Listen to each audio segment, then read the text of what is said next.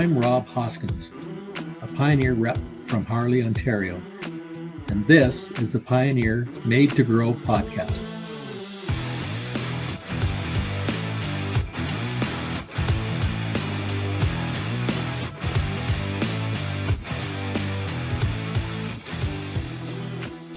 Thanks, Rob, and thank you for listening to the Pioneer Made to Grow podcast. If you're in Eastern Canada and haven't seen it yet, well, it's probably only a matter of time. Tar spot is a fungal disease that isn't new to the world, but is new to Canada, having only been found a couple of years ago. But like it's done in the Midwest and north-central U.S., it is spreading fast, leaving a lot of growers, myself included, with a lot of questions about just how seriously should we think about it and what can we do to protect our corn crop. Believe me, there is a lot to learn in this, which is why in our episode today we're going to talk exclusively about tar spot, starting with a lesson in just what it is and where it's come from. For that, I'm not sure we could come up with a better source. Dr. Scott Heuchelin is the North American Pathology and Global Phytosanitary Lead for Corteva. He is based in Iowa. Scott, thanks for taking the time to join us today.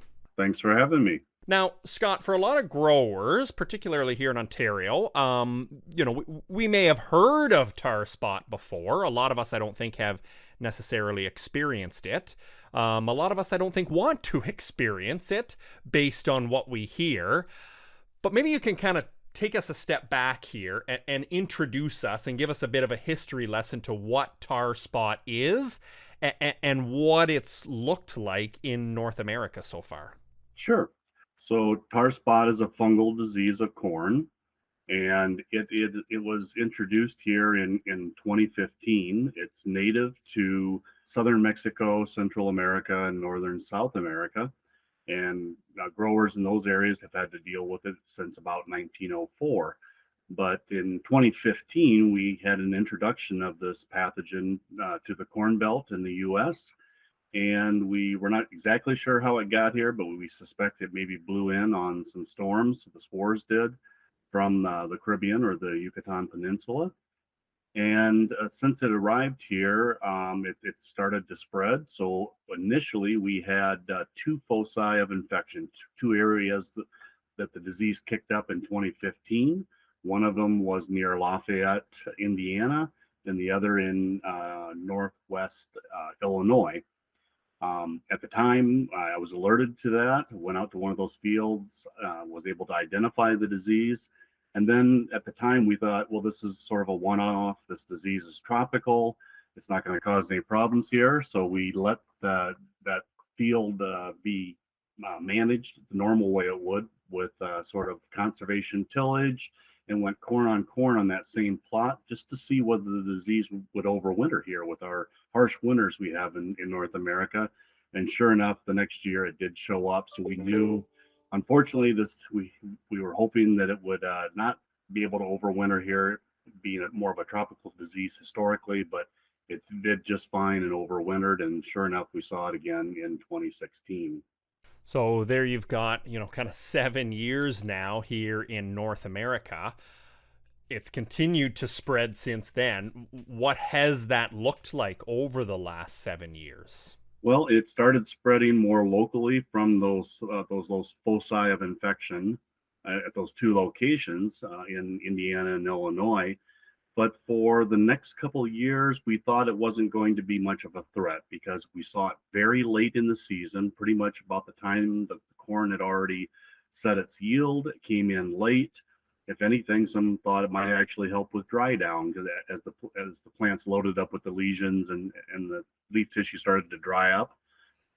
But in 2018, we had a major event with tar spot in southern Wisconsin and northern Illinois, where they had ideal conditions for this disease as far as the humidity and moisture that it needs to thrive. Those conditions came on in early July and lasted all the way through August. So this disease continued to build and build with those ideal conditions, and there was severe impact on the corn crop there with major losses in yield. At that point, we realized this disease has the potential to be a real threat if Mother Nature delivers the right environment for it. And from that point, the spores continued to blow by the wind in different directions. We saw it expand to the west, to western Iowa, and it pretty much stopped there because of the dry conditions in the Great Plains in the U.S. But moving to the north and to the east, it continued to move very well, following most of the predominant winds on the North American continent here that moved from sort of the southwest to the northeast.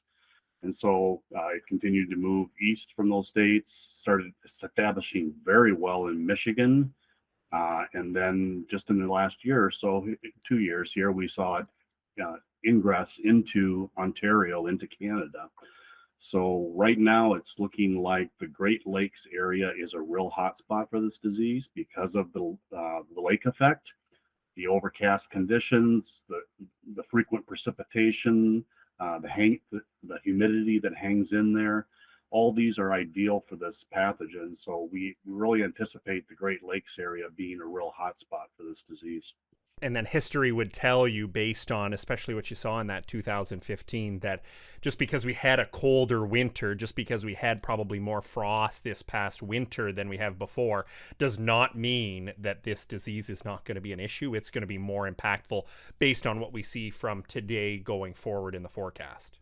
Yes. So basically, from the time that the corn gets into the early or mid V stages, if we get really good conducive conditions as far as moisture, humidity, overcast conditions, that's what really helps this disease. Not only for it to sporulate from the crop debris. That's where your source of new infections come from, is from the previous season's crop debris. The spores will be released up into the corn canopy, start to infect the leaves. And then about every 2 weeks or so, with ideal conditions, you can get the generation of new spores. So 2 to 3 weeks from the time that the spore will infect the leaf to it colonizing the leaf and then producing those black spots, which we call stromata. Those are the fruiting structures for the pathogen. So that pathogen is colonizing within the leaf, gathering nutrients from that corn plant, and then producing these reproductive structures, which are what we see when we walk through the field and see those black dots on the corn leaf.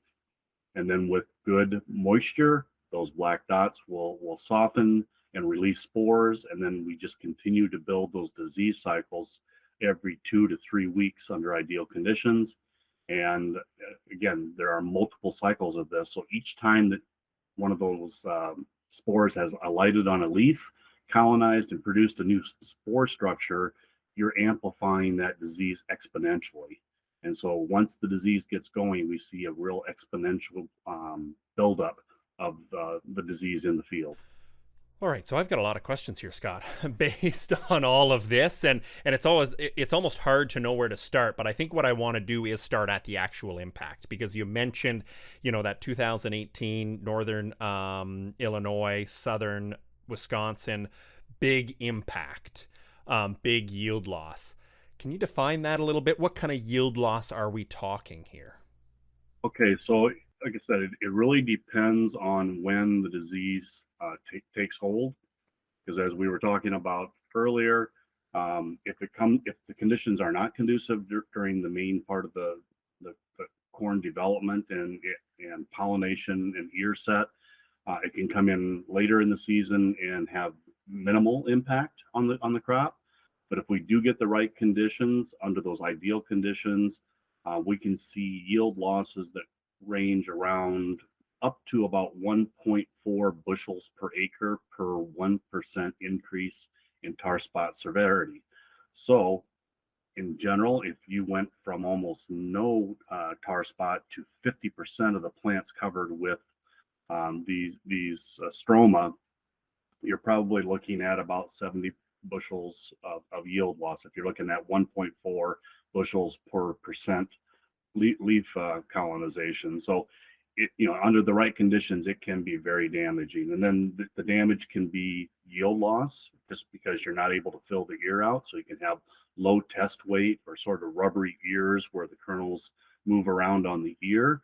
But also, if you have enough of the leaf area that's consumed during ear fill, the plant will start to rob those sugars from the stalk because it's not getting them from the leaf. And then we're going to be at risk of stalk lodging late in the season as those stalks weaken because of the plant pulling sugars from them. When you talk about just what that level of concern is, that really puts some perspective on it when you're talking about numbers that big, and not even just the yield numbers, but the quality, the standability, everything that goes about it.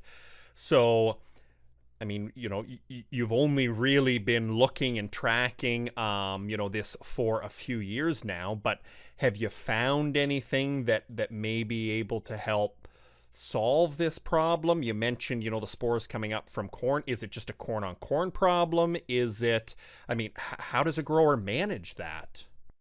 Well, typically we recommend, tillage and rotation are good for all diseases. And it can have an effect, a very mild one on this particular disease. But studies have been conducted where they looked at corn plots that were on conservation tillage, the minimum tillage versus deep tillage. And in those cases, they did not see a significant difference in the amount of tar spot that showed up.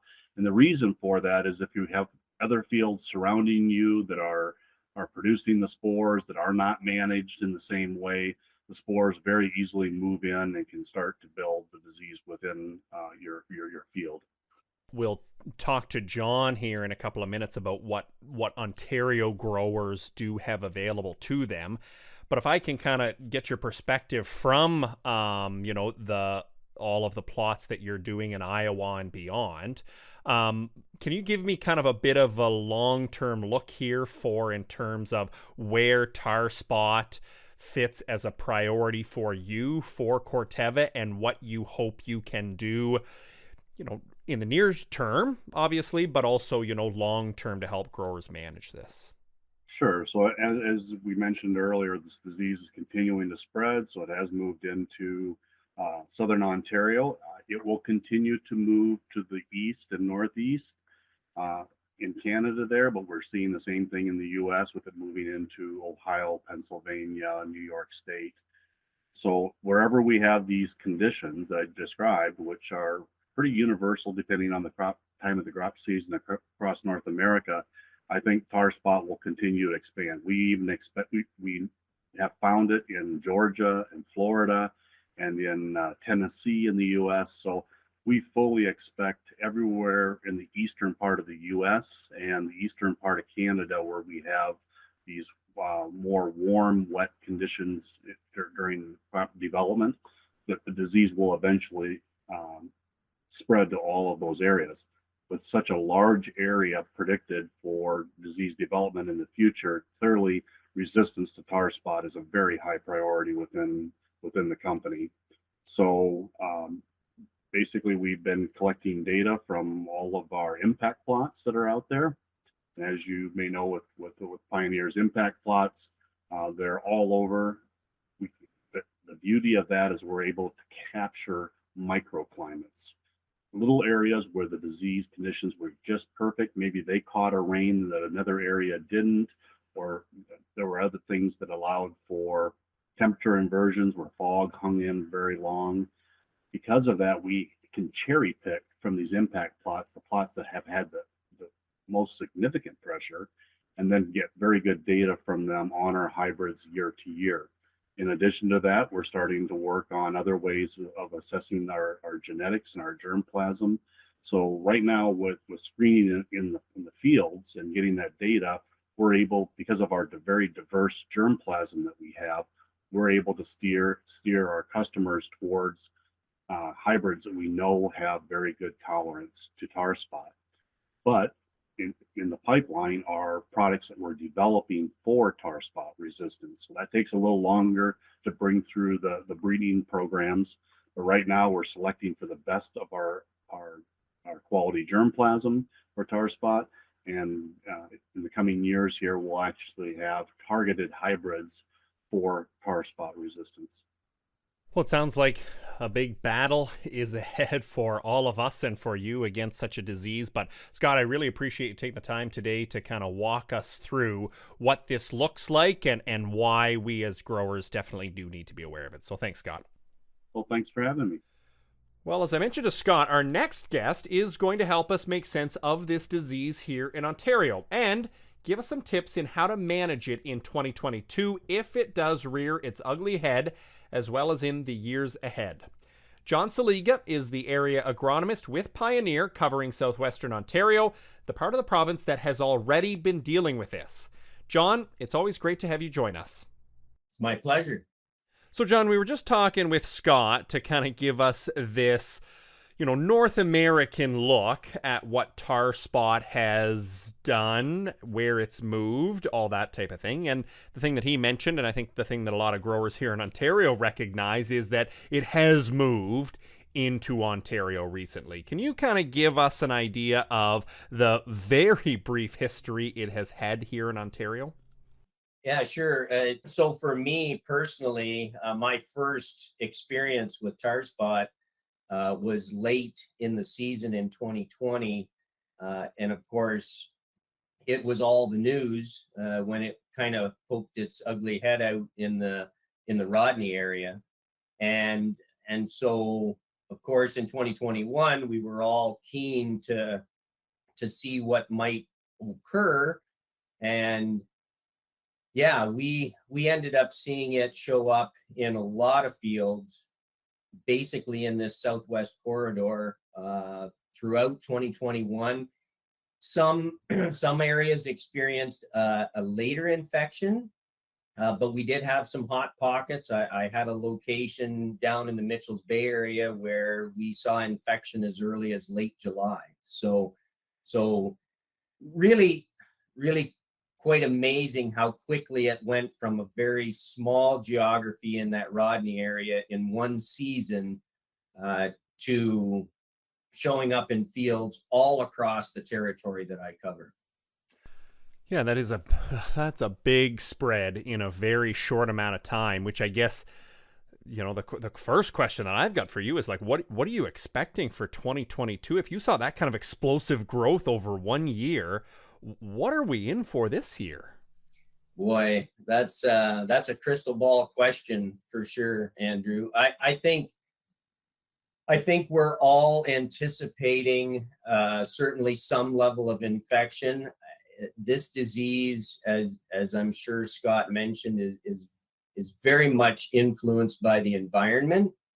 And our understanding from what's happened in the U.S. is that there certainly can be seasons where the level of infection that we experience isn't all that tremendous. I think a lot is going to depend on what our season is like here, and it's going to require basically those of us in the field and growers to have a keen eye and keep an eye out for when it shows up, and then we're going to have to monitor it based on environmental conditions. Well, because to me, it sounds like because it is so new to a lot of us, just wrapping our head around what we can do, what we should be doing, looking at things that way. It sounds like we're all kind of in the same boat, that we're learning as we go in what we should be doing with tar spot annually. Yes, I consider myself on the steep end of the learning curve. I think the industry itself is on the steep end of the learning curve. We're benefiting from what's occurred in the U.S. They've got a couple of years experience on us, so we're definitely benefiting from that. But most growers that I've spoken with, they're curious about timing of fungicides, if we're going to use a fungicide to help control it. And that kind of information is really just getting developed in our geography. Albert Tanute is doing some great work out of Ridgetown College, and we're learning as we go. So then, maybe you can use me as an example. I mean, I'm in your area. I'm not very far away from some of these hot pockets. As a grower, what do I need to be doing as we head into that, kind of continuing hot, continuing humid, continuing damp weather that tar spot might love so much? What should I be doing, and how can I do the best job I can, at least this year, at protecting my corn crop? Well, I think I think boots. We use the term boots on the ground, and I think with tar spot, that's certainly an appropriate term. We need to be in the field. We need to be scouting for some of that early infection. And we don't anticipate there being a whole lot of difference between management styles. If you're a conventional till person or a minimum till or a no-till person, based on our experience in 2021, I think every cornfield in Southwestern Ontario is or has potential to see infection in 2022. So let's make sure we're out walking corn. I would target that July timeframe, kind of the same time we're out looking for Western bean cutworm, and observing that lower canopy, which is where we would typically see initial infection from the trash that's laid out in the field. And it's just that black lesion we're looking for on those lower leaves? Exactly. I don't think the name could be any more appropriate. Tar spot looks like a spot of tar on the leaf. It's raised. You can feel it with your finger.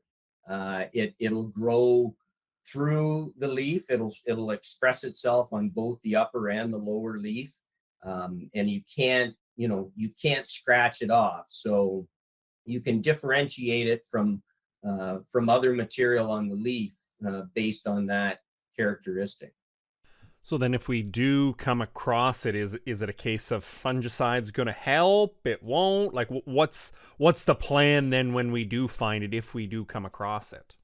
Yeah, a great question. I think based on what we understand today, the belief is that fungicides are going to be helpful. There are going to be differences, and this is something we've observed in our research trials. There's going to be differences between hybrids in terms of their natural tolerance to this disease. And of course, this is really good news, because this gives our breeders an opportunity to further develop and enhance that tolerance, maybe someday down the road, some resistance to this disease. But in the meantime, we are very likely going to have to rely on some fungicides to help alleviate the pressure on the crop. And the idea would be to slow down and minimize the effect of leaf tissue loss to this disease. And I know we're only a couple of years into this experience of tar spot, but is it a case of as soon as we find those lesions, that application needs to go on? Is there a better timing later on? Do we know that answer yet, John? Well, there's certainly been a fair bit of work done on different timing. A lot of the data would point to an application, if you were going to do a single application, kind of in that VT timeline, very similar to what the industry is doing right now in terms of timing an application around a combination leaf disease and gibberella control. So I think the ideal timing is still yet to be determined from further research. But with what we understand today, we get fairly effective control in that VT window. So then let's kind of talk a little bit about that, not necessarily as the 2022 plan, but the long-term plan that we all have for how to deal with tar spot. You mentioned hybrid. That sounds like one, and Scott mentioned it too, in terms of, letting the breeders kind of catch up and give us this information to see which ones may be more tolerant, at least to tar spot, than others. Are there any other strategies or what's kind of, the longer term plan? Because clearly by what you're saying and clearly what by Scott's saying, this is something we are going to have to deal with moving forward, period. Yes, exactly. And it appears to be, it does not appear to be a flash in the pan kind of disease. It looks like it's going to stick around, and it's going to be something that we're going to have to manage long term. I think rotation is kind of a standard practice. I think we do it quite well in Ontario. There are some areas where continuous corn is more prevalent. Those areas are going to have to monitor it probably a little more closely. The use of fungicide, the combination of the use of fungicides and hybrid tolerance is going to be our best approach going forward. And I really hope and kind of expect that the breeding community is going to be able to deploy some of the genetic pieces to help with higher levels of tolerance for this disease. Well, certainly it's one of those where, it's a subject that you hate to leave on such a serious note, but I think it does stand to be a very serious concern and something that we as growers definitely need to take seriously. So, John, thanks for walking us through that and hopefully helping us all make a plan for 2022 and beyond. My pleasure, Andrew. Thank you. Next time, our final episode for the season is going to take us into the soybean fields. With the help of Horst Bonner and Greg Stopps, we're going to talk mid-season soybean strategies to make sure your soybeans reach their full potential. That's next time. On behalf of myself and the entire team working behind the scenes on this, thanks so much for listening. Don't forget, you can always get in touch on Twitter at Pioneer Seeds CA or my personal handle, Fresh Air Farmer. And for more info or advice, talk to your local Pioneer rep or visit pioneer.com/Canada.